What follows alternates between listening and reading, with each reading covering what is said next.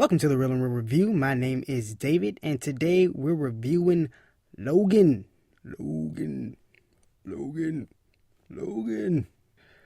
Logan stars Hugh Jackman, Patrick Stewart, and a bunch of other people. So, what was the story? The story of Logan is that we are in the future.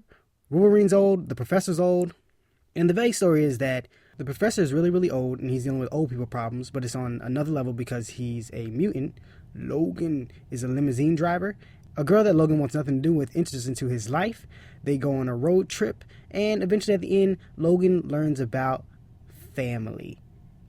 And in the middle of all that, there's violence and drama and DNA and children and stuff. You'll see the movie. So, I'm going to handle this review in two ways, the good and the bad. Let's start with the bad.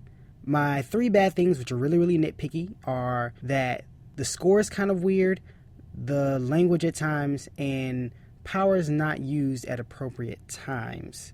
So the score at times feels really, really odd at different points during action pieces because it feels like at one point that a kid is playing on the piano.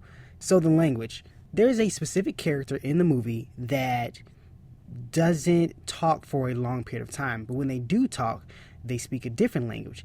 But then they start speaking English. So it's really, really weird. I hate when movies do that.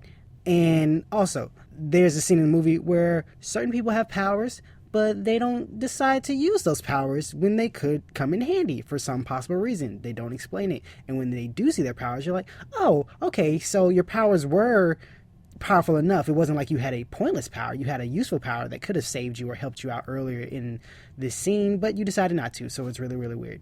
And that's basically all my nitpicks. So, what's the good? Everything else. The action, the acting, the storyline, the characters, the extras, the visuals.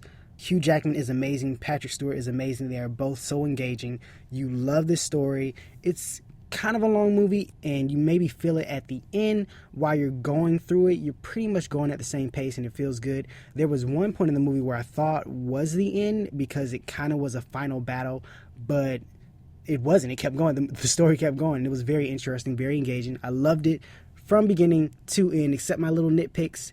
Other than that, it's pretty great. So, if I had to decide between going to the theater, watching on Redbox, waiting until it comes on TV, or straight garbage, this is obviously go to the theater. It's amazing. You will love it. Even if you're not a fan of the whole X-Men franchise or Marvel movies or anything of that nature, you'll love it. If you are a fan of those things, then you'll love it even more. It's really great. You'll have a fun time. And that's the review, guys. Remember, new episodes of the Real and Real Pod every Monday and Thursday. Want to do a random shout out to Ishi88. Ishi? Is it Ishi? Ishi? Ish with two Y's. 88, we love you. You're the best. You're the greatest. And thanks for watching, guys. We really appreciate it. We love you as always. Bye.